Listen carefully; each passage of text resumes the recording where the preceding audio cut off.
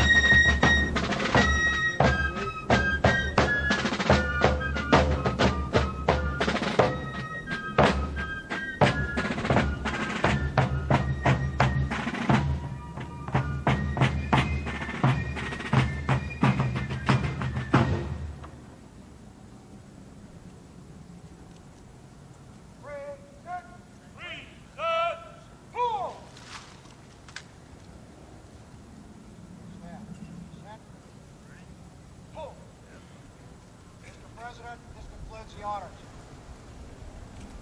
Stand. Order. Order. Right. Order. Cool.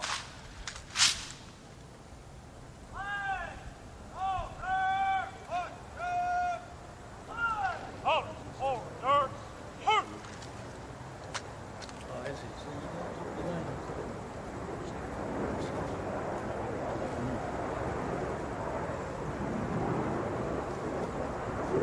Off. Right. Out. Ceremonial. And seated. Off. Remain. Shoot.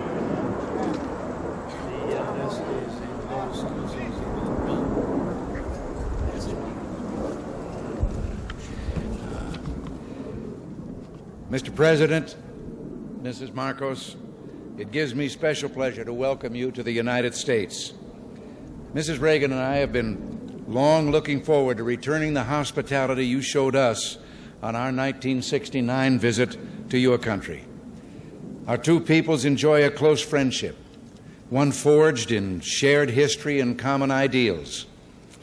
In World War II, Americans and Filipinos fought side by side in the defense of freedom, a struggle in which you, Mr. President, personally fought so valiantly.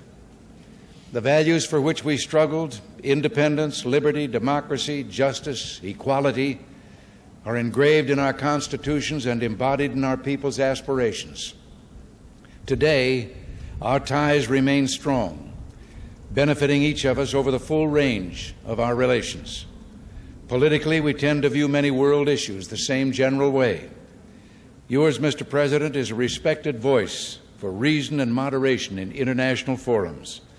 The Philippines, with its ASEAN partners, has taken the lead in search for self-determination for the people of Kampuchea. In that vein, let me also pay tribute to you and Mrs. Marcos' personal leadership and commitment to the care of refugees in Southeast Asia. Under your direct sponsorship, the Philippines Refugee Processing Center has become a model of its kind in encouraging the development of self-sufficiency and the restoration of human dignity. The Philippines and you, Mr. President, play an important role in addressing the problems of economic development in the world. At Cancun, we made a new start toward a more effective and practical dialogue and improved cooperation among industrial and developing countries. Your leadership in that area, Mr. President, is vital and widely respected. Under your leadership at home, the Philippines can boast a record of solid economic growth over the past decade, attributable in significant part to its hospitable attitude toward free enterprise and private initiative. Your country's dedication to improving the standard of living of your people is an effort in which we've been delighted to participate through bilateral and multilateral economic assistance. Your continuing interest in better nutrition has led the Philippines to achieve self-sufficiency in food grain production. You can also point with pride to the success of your rural electrification program, now bringing benefits to an increasing number of remote regions. And I find it a matter of personal satisfaction that your country and my home state of California are both pioneers in developing geothermal power to replace expensive energy imports. The United States remains the Philippines' leading trading partner, and American firms are the largest foreign investors in your country, reflecting their confidence in your progress and prospects for economic growth. We have welcomed the growing two-way trade between our nations and have been pleased that we've been able to keep our markets for the products of your growing manufacturing and industrial sector the most open of any country in the industrialized world. America considers itself especially fortunate to have nearly 1 million persons of Filipino heritage now residing in our country. They bring with them their energy and their talents, and they contribute enormously to the rich diversity of American society. Similarly, thousands of Americans, enchanted by the beauty of your nation and by its people, have chosen to live in the Philippines. Our security relationship is an essential element in maintaining peace in the region and is so recognized. This relationship, one of several we have in the Western Pacific, threatens no one, but contributes to the shield behind which the whole region can develop socially and economically. Mr. President, under your leadership, the Philippines stands as a recognized force for peace and security in Southeast Asia through its bilateral efforts and through its role in ASEAN, which is the focus of our regional policies in Southeast Asia. Mr. President, Mrs. Marcos, the United States deeply values its close friendship and alliance with the Philippines. We seek to use this visit to further strengthen our ties with your country. Nancy and I are personally delighted that you're here, and we say welcome to the United States, welcome to our national home.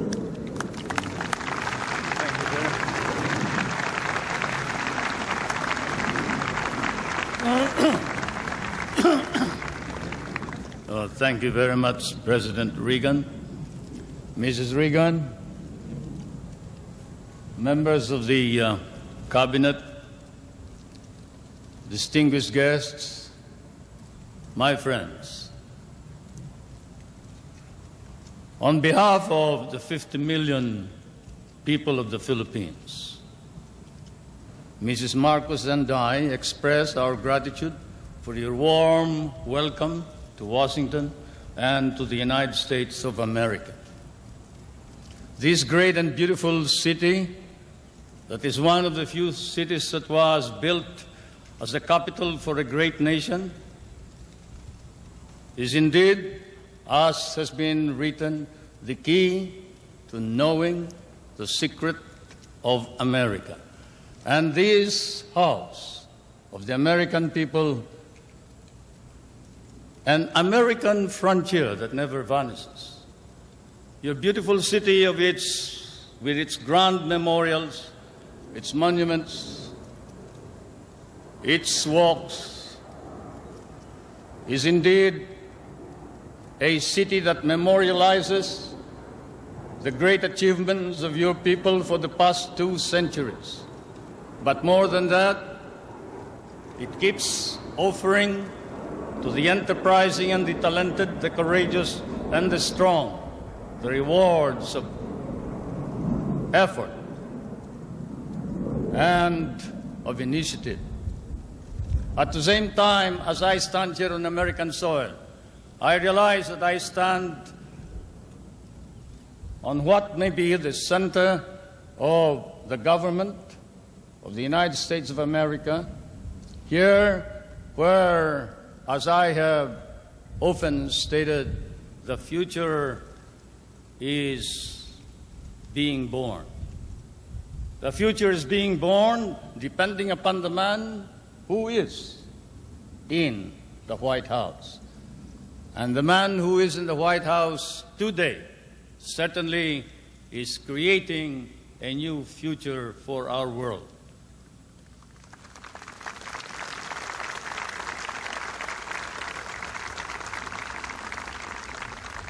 For Mr. President, I come from that part of the world wherein the poorest of the world's population live. I come from that part of the world that cherishes an image of America with its ideals, its dreams, its illusions. I come from the Philippines, a part of Asia which has been molded along the principles of American democracy. We learned to love these ideals and principles, and we lost 1 million of our people fighting for them in the last war. We have always stood by these ideals.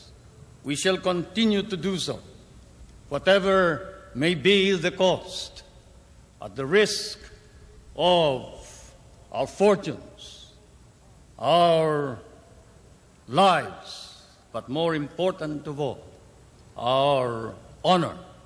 We stand for the ideals of democracy that is our legacy from the United States of America.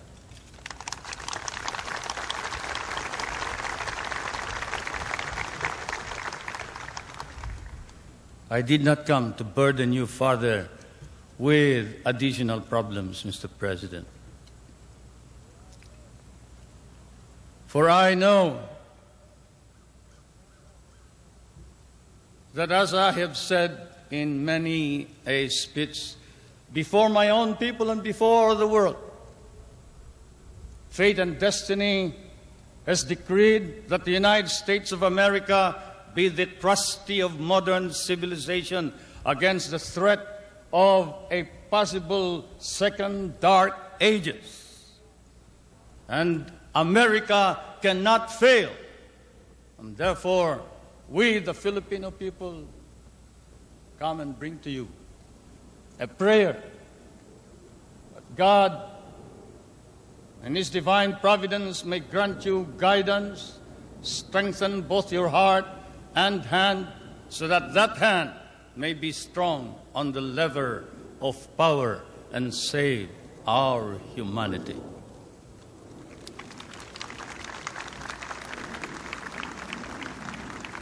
If America fails, then the world is lost.